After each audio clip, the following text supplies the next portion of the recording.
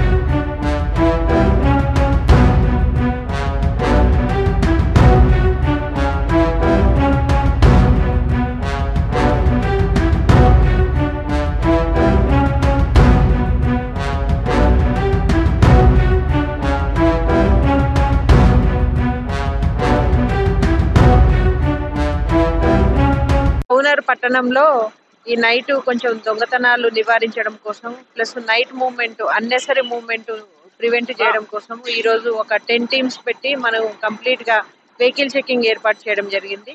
మనకు rural 2 town 1 town areas లో teams పెట్టడం జరిగింది ఆఫీసర్స్ ని పెట్టేసి. సో మనకు ఇందులో drunk and drive triple riding main గా దొరుకుతున్నాయి.